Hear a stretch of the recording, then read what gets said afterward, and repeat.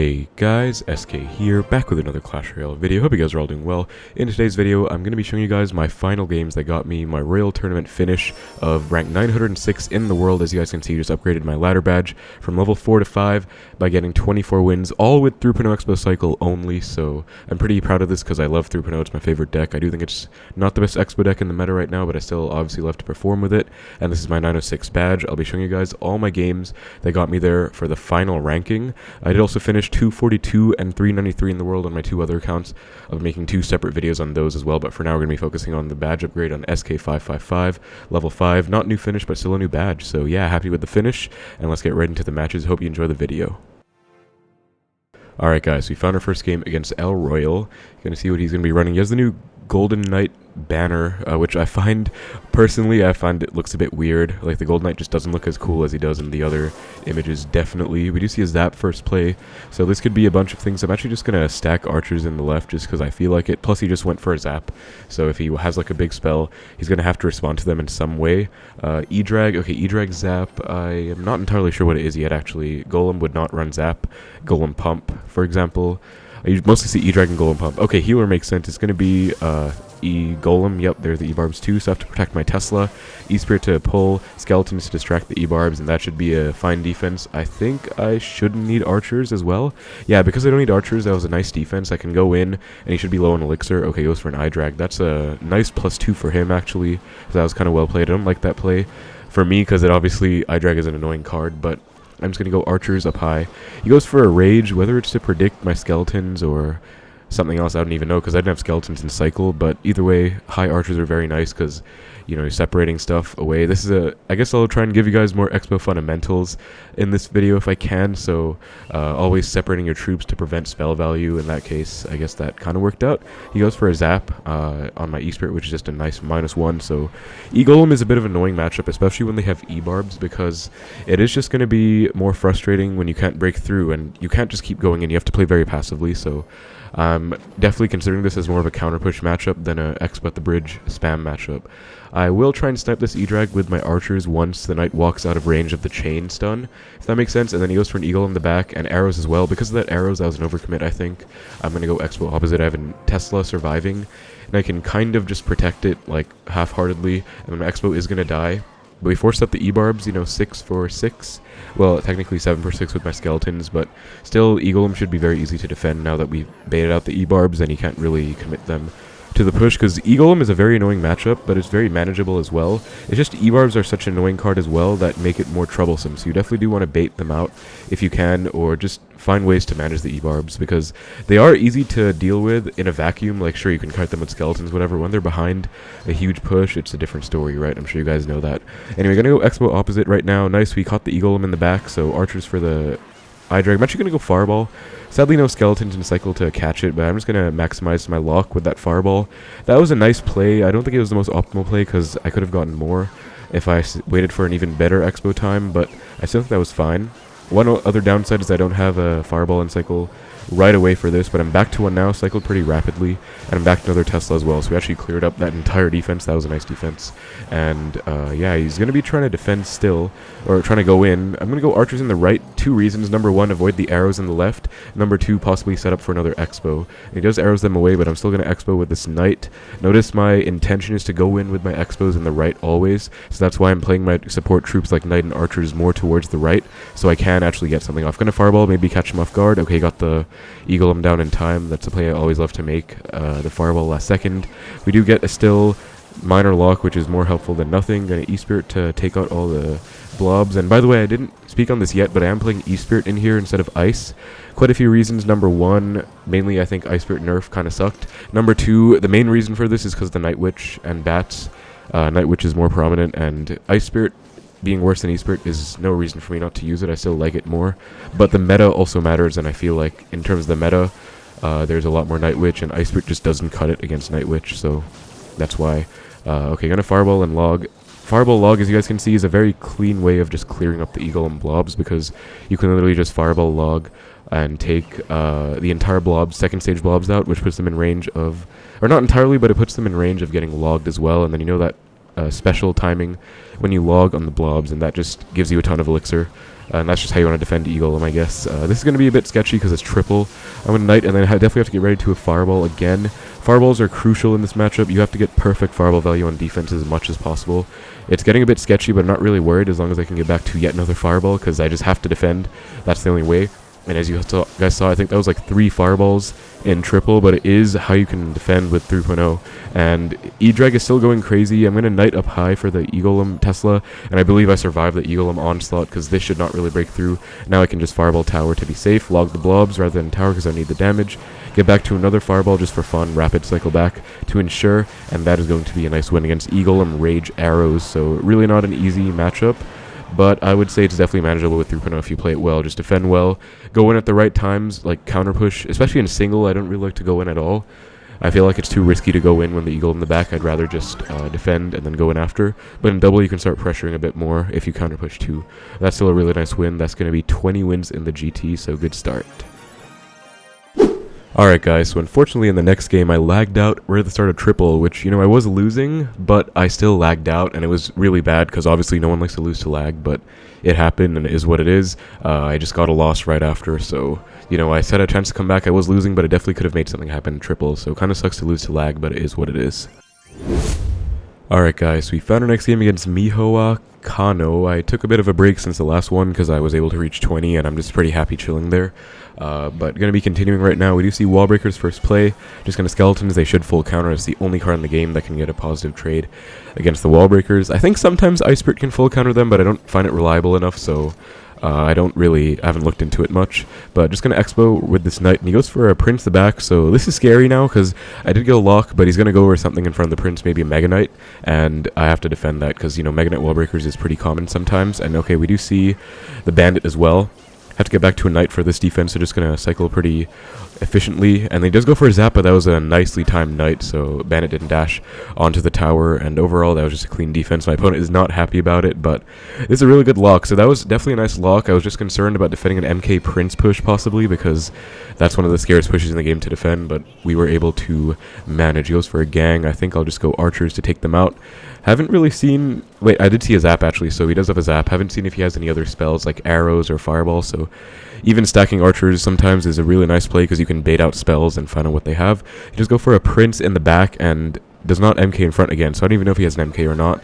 Or maybe he's just trying to get a big push going, but this is how I like to kind of defend. Another big Expo principle, guys, right here. Take out the support troops before the more threatening, or take out the most threatening part of the push, I guess. In that situation, the Dark Goblin was definitely more threatening than the Prince, and unfortunately he does have a Mega Knight, so that's just kind of going to cause this Expo to get destroyed, and it is going to be MK Wallbreakers. Going to log, and that should full defend. As you guys can see, Archer's DPS goes crazy, and E-Spirit should be a nice counter push as well, because they did get zapped. Or actually, no, they got hit. I don't know why I said zap, but they're still able to counter push, force out a gang. So it's those small little things as well that really add up. Like, you know, sometimes it is definitely an Expo deck where you want to get damage with Expos, but there are many other ways to do so as well.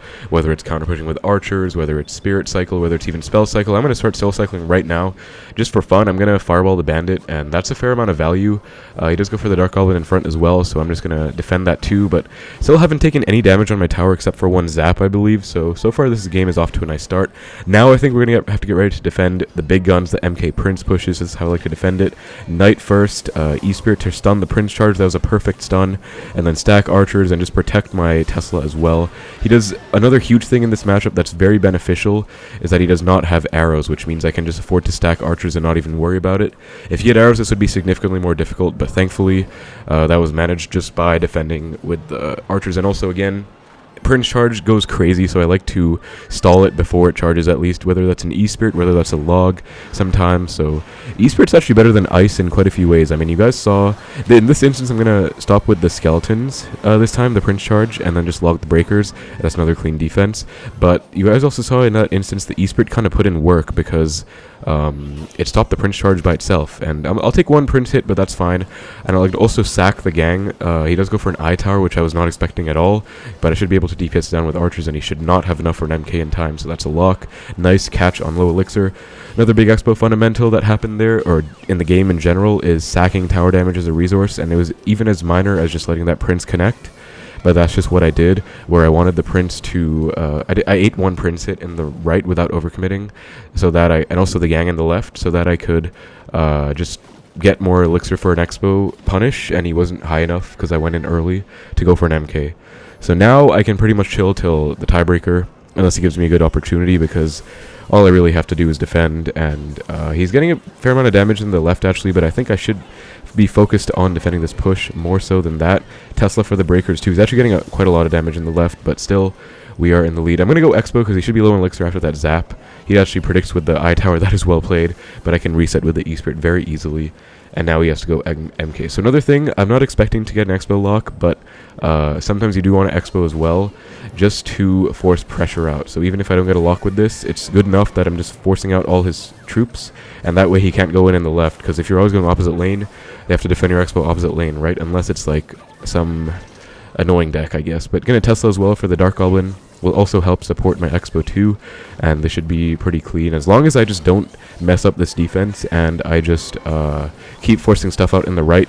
There's no way he's gonna ever break through in the left, and that's just pretty much gonna be over. So yeah, I just have to watch out for that. E-Spirit for the knight, or the prince rather, and that's gonna be a good game. I think I'll log the breakers as opposed to the left, even though that would have been a pretty clean log actually. Spears plus Dark Goblin. And that is going to be it, as long as this Dark Goblin doesn't lock on. Okay, nice. And that's going to be a GG against MK Wallbreakers, so definitely a pretty easy matchup, I'd say. He seems upset, but honestly, I would say E-Spirit helps a lot. As long as you play it well, that should be very winnable, I would say, because, I mean, they also have no arrows. I was able to abuse archers very much and just get that done. So that's going to be 21 wins now. Really happy with that as well.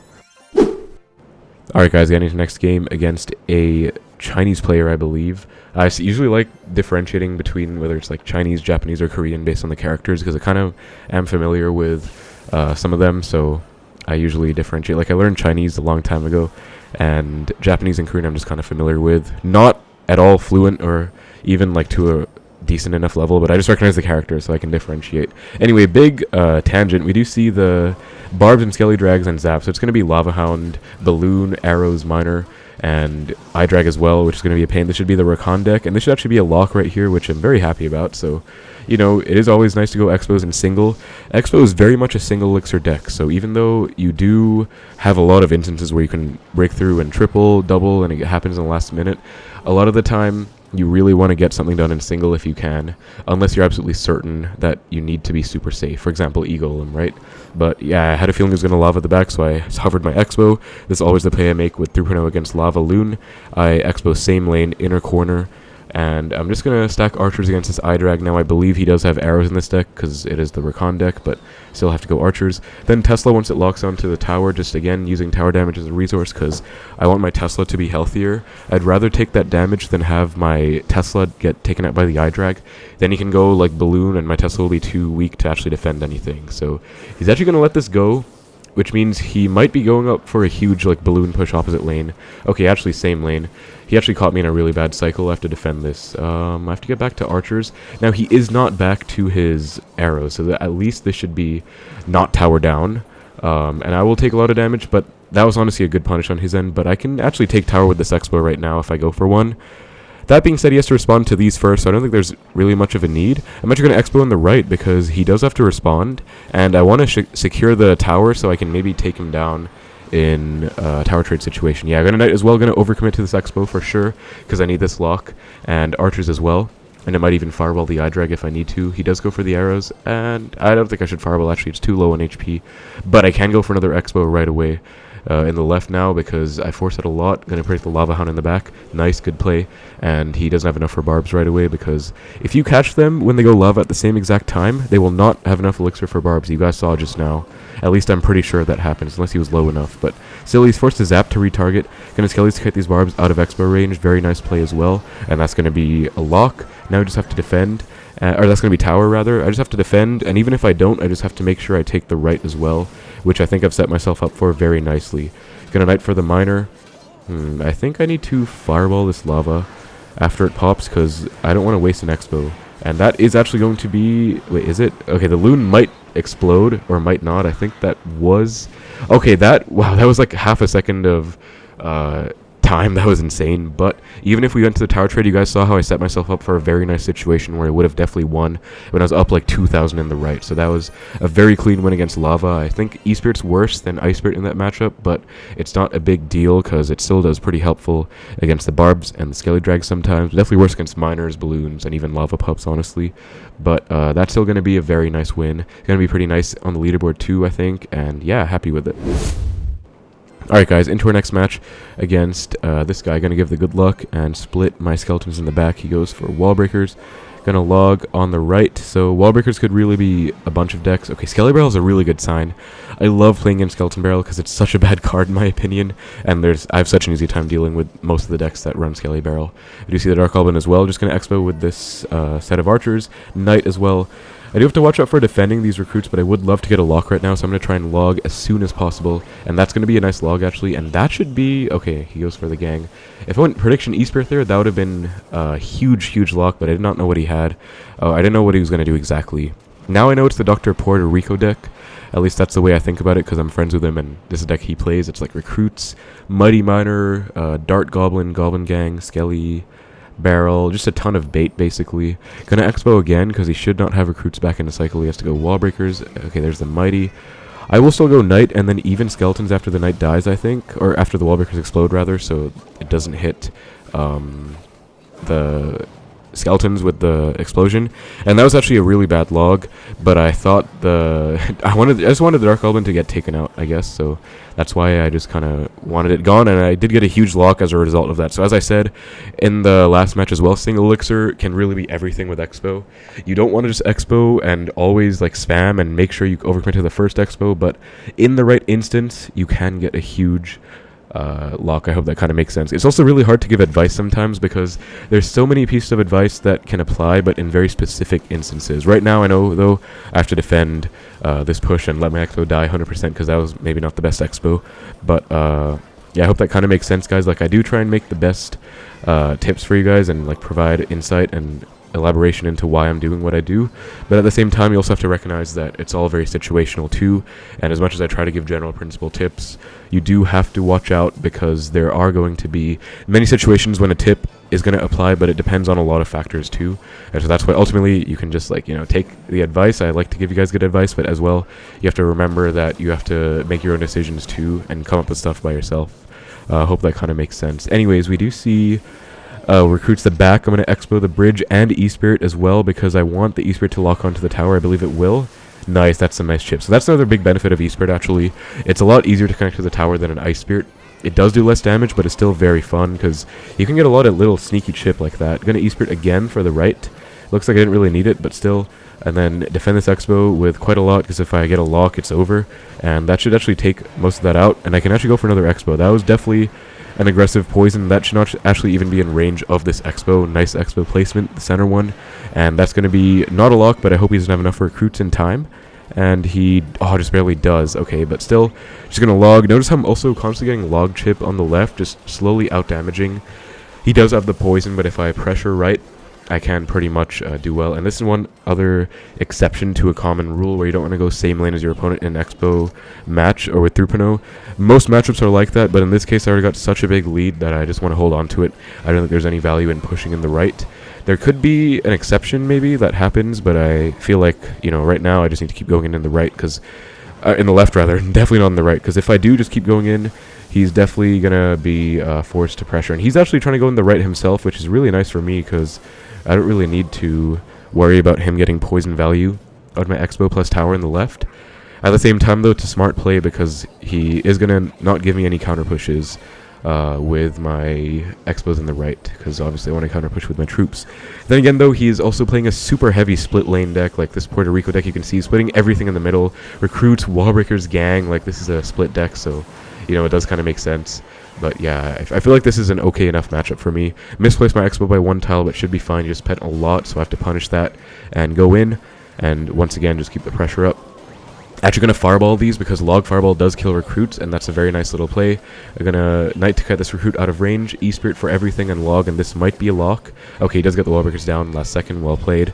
But still, you know, we pressured so much that he's obviously struggling for Elixir, and I'm going to keep the pressure up. I have no intention of stopping, so I'm just going to fireball, and then I can Xbow again if I need to, but I feel like it's only the last 20 seconds. Like, I know I just said I want to keep the pressure up, but I realize I should pretty much just fireball and defend, because if I keep going in with like 30 seconds left, I already have enough of a lead to maintain it, I guess, so just going to fireball once more. Oh, he's spamming heavy now, but if I just get back to okay, Tesla for the explosions. Okay, anyway, I had enough of a lead that the explosion didn't matter.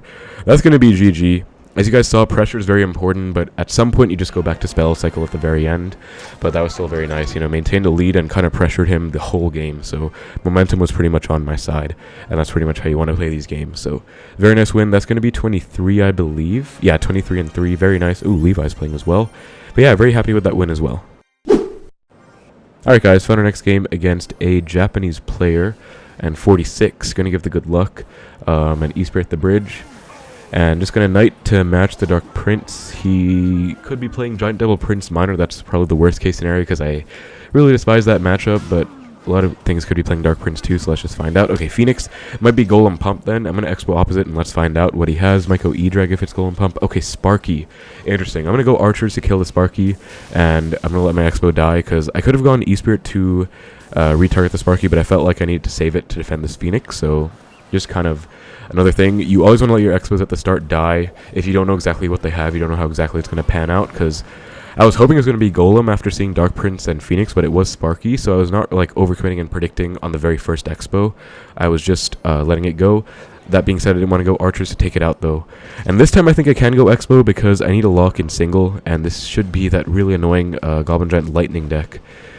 I really want a Knight for the Expo, but I think I have to save it for the Goblin Giant, unfortunately. And that is actually a lock, which is very nice. He does go Dark Prince, but yeah, as you guys can see, if I went Knight on the Expo, I probably would have lost to this push because this is just really good pressure on his end, you know, split laning it, and I needed that Knight. And that was a very, very nice defense on my end, so just a nice 700 or so damage lead, about 600 and something, because I was able to get a lock and just barely defend as well. So you do have to remember to always be defending too. Like, you can sack damage, that's actually a very nice play as well, using tower damage as a resource, but for the most part, make sure you use it as a resource, and that also means that you want to save it and protect your towers as much as possible, because if you overcommit to your Expos and you don't really save anything for defense, you will probably lose to the push, and then what's the point, because Expo is pretty much a one tower deck. Anyways, that's a bit of a tangent, but I do like giving general advice as well, so hope you guys do enjoy. If you are like, if you do want to let me know what kind of advice you enjoy, I'd also be appreciative to hear that, because I just like enjoy. Okay, I don't enjoy this Phoenix that's about to get like 500 damage on my tower. Okay, thankfully it didn't, because I thought it was going to, but it followed the Knight. But yeah, I do enjoy always listening to what you guys have to say, so definitely let me know if you prefer more specific tips, like what I'm doing in the match exactly, or if you prefer generalized tips, because I feel like generalized tips also help a lot in terms of helping you get better, right? But I guess I try and do both. So anyways, we are in a nice situation, but it's not really that nice because of the matchup too. He has Lightning, Arrows, Barbarrel, I believe, so even though I have the lead, it could go away at any moment, so I do have to make sure I get the nice pressure at the right time. I'm going to need to try and protect against the Dark Prince. Nice, I believe I got it down, so Tesla will be living at least for a bit longer. Feels like it lives for like 1 second these days because it's so weak, but just going to Tesla again. Hi, Tesla. Oh, that was a bad Tesla, actually, because low Tesla would have been better. He went Arrows, which means you didn't have enough for the Lightning in time, so I think a low Tesla actually would have been better in that situation, but it's still okay. That's the anti-Lightning Tesla, because he's playing Lightning. Gonna Expo to pressure. Hopefully he's not back to a Goblin Giant, and he does go for the Sparky. I do have to get a lock here, so I'm gonna try and do that. E-Spirit as well. Nice, we do get a chain stun on the Sparky. E-Spirit is so clutch for that because Ice Spirit would never get that chain stun. Gonna protect, and then Archers as well for the Phoenix, and that's gonna be a lock. And he does not get a Lightning down, which means this Expo is gonna go crazy because, yeah, it's just gonna be a lot of damage. That being said, I have to save it for defense too, so just gonna go Tesla late. Skeletons, and this Tesla placement does support an Expo as well. You guys will notice if I wanted to Expo with this, which I do, and the Tesla is pretty much dead, sadly, because it doesn't have much of a lifetime, but it does do quite a lot of work supporting the Expo too. That's just a nice placement. I'm going to take the Sparky out on his side if I can help it though, and then I can just respond to the Phoenix with a Skeletons. Okay, he does a good Goblin Giant there. What I've been trying to do is make him waste those Phoenixes and just respond with like a 1 Elixir card like Skeletons or E-Spirit, but he's doing a good job of pressuring and not letting me do that, so That's smart. And actually, that was a nice little push, because now I'm going to take a lot of damage on this Dark Prince. I think it's fine, but that is sketchy, because, yeah, I'm down like 6 Elixir right now. He went 100 when I was at 4. And I just have to chill. And now I just have to try and survive till tiebreaker lasts, because this is going to be tricky. I'm in a defensive Expo, opposite lane, anti-lightning placement, and let's see what we can do. There are some things I could do as well. I could try and pre-stack archers, because he has arrows, so I could get back to a new pair, but I'm just going to try and play them high to avoid arrows value on the tower, I guess. I swear he does have arrows, right? Because, yeah, I'm pretty sure I know this deck. Skeleton should defend. And, okay, this is very dicey. I'm going to Tesla as well. I think I need to Fireball, but I can't really afford to as well, because I need to Tesla to protect. I'm going to Knight, I guess, as well. Archers, this is getting very dicey. Log, okay, that was a... Oh, no, I think that Log might have lost me the defense, because I did not reset the Dark Prince. Okay, yeah, wow. No, I think I choked the matchup, guys. Oh, no. Unless, because I don't... Yeah, I can't stop this. Oh, my God, okay. That's going to be such a tough way to lose. It is what it is, you know. That's a GG. I definitely could have won, but yeah, I'm glad he's a good sport about it as well. That was a good game. I know a few mistakes I made right away. I should have logged lower, not hitting the tower, resetting Dark Prince charge. Also, I think I should have gone for a Fireball on defense at least once that time. But, you know, that is what it is. It's tough. One more loss to give. I'll keep it going, I guess. Alright guys, we found our next game against Mini Little Boy. Gonna give him the good luck. That was such a tough loss against Goblin. Trying to take a bit of a break, but hoping to get a decent matchup now. That is definitely not an easy matchup, the Goblin Giant one, but I think I played it really well. Just that one mess up in overtime. That's like 30 seconds and it was over. So, as I said, guys, like, this game, you can literally, anything can happen. You can lose in the last 30 seconds even if you're winning the whole game, so you always have to be playing at your best.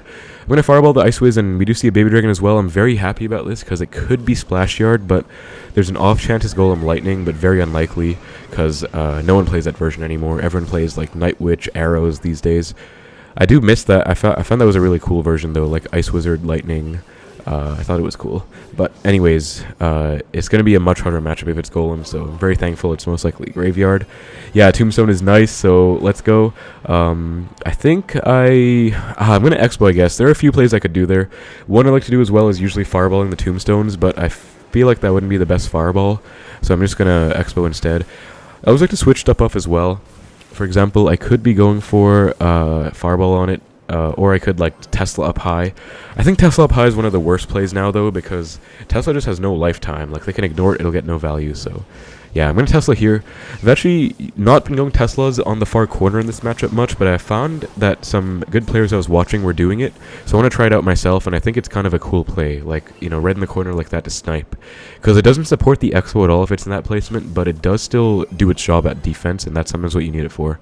Now I have damage in both lanes, so I can Fireball the Tombstone. I found before it was just a bit too early, but yeah, in this matchup, guys, if you just spam Expos all game, you will not get a lock, or you will not win, because you will get defended very easily. Expo is a very weak card against spells, and they can just Knight, Poison Barbarrel, and take your Expo out. So that's something I noticed. Now I'm going to high Tesla, because it's like a pre-Tesla play. So he doesn't do anything to it. I'm going to Expo as well. But yeah, as I said, Fireball cycle is super important in this matchup as well. And I learned that like a long time ago, because it's just how I had to switch the matchup up after they nerfed Expo so many times. And after they nerfed Tesla. Before, it was strong enough on offense to the point where you could go for the Exposed to pressure, but as I said, you would just have to Fireball. And I'm just going to pretend that was a prediction Fireball on Tombstone. Very nice prediction Fireball right there. Let's just log as well. And now I'm worried he's going to try and punish, but at the same time, if you get them so annoyed in this matchup that they want to just go Graveyard, because I know he's itching to go Graveyard right now, I can Expo at the same time, and then if he overcommits to the Graveyard, he will lose on the Expo. So as you guys saw, he naded on the Archers. That was like one of the worst plays you can make, because you always want to be going for Poison on the Archers. As a result of the Expo at the same time, he was forced to commit to the Expo, and if he didn't, he would have probably lost, because it would have locked. It would have been over. But we still get a lock because that was a nice punish. So as I said, guys, you just want to annoy them with Fireballs in this matchup, and then you can Expo, and just, you know, like, I hope it makes sense. But I don't think I should Fireball that Tombstone, because it's in the weaker lane. I think Expo pressure is more worthwhile right now, so I'm going to Expo. And you always want to be switching lanes in this matchup too, because you don't want them to be committing to one side with their spell value. So I like to pressure with Expos in the lane where I have more tower damage sometimes, just to force out the poisons on the weak tower. I'm just going to log E-Spirit. Another huge benefit about E-Spirit as well is that it cleans up the graveyard skeletons very nicely. So that's a clean little play as well. He does go for the knight, but no poison and cycle right away, so not really the way he wants to defend this. Archers will take out the knight, and then I'm just going to Tesla to snap the Ice Whiz, and if he doesn't get a tombstone down, it's over. Going to log as well. He actually has nothing in hand right now ground-wise, so yeah, he just went knight, Ice Whiz, and then he has to Barbarrel, but Barbarrel spawns late, which doesn't count. He also missed my Tesla with that poison, which is a very big mistake, and he will probably get punished a lot for it here, because I can just abuse the Tesla as well. And also just going to Fireball. Once again, Fireballs matter a lot, so even if I don't get a lock with this Xbow, the Fireball damage is enough to get a win from the interaction, because I'm pretty much just getting tower damage still. And again, as I said, Fireballs are very important in this matchup in general, so yeah, just going to Skeletons catch the Barbarrel. Catching Barbarrel, also very important. You always want to catch them. Archers for the Graveyard Knight, and then I can probably Expo. Well, actually, I think I need to focus on the defense first, because these Graveyard Skeletons are going to clump up a lot. I talk about offense a lot in this game so far, but defense as well. You have to get ready to log the Graveyard once they poison your Archers out, because you just can't afford for the Graveyard to get infinite damage. If he poisons right now, he can't defend. I'm going to Fireball the Ice Whiz. You would not be expecting it, and that'll be a lock right there. I was right, so that's going to be it. He was kind of struggling between offense and defense. That's exactly how you want to play Splashyard, guys. I'm very proud of that matchup, because I would say I play that matchup very well if I'm playing at my best. And that's going to put me at 24-4 now, so I haven't played the last loss out. I think I'm going to take a break. But yeah, I'm very happy, because this should be a badge secured right now. GTs have been very low wins right now in the last few months to secure a badge. I think one was like 23 to secure, which is crazy. So I think this should be a badge upgrade secured. I'm very happy about it. Don't know what ranking it's going to be at the end, but I think it should be a secured upgrade, and I'm happy enough with that as it is with 3.0. So thank you guys so much for watching. Hope you enjoyed the video. Take care. Now we'll see you in the next one.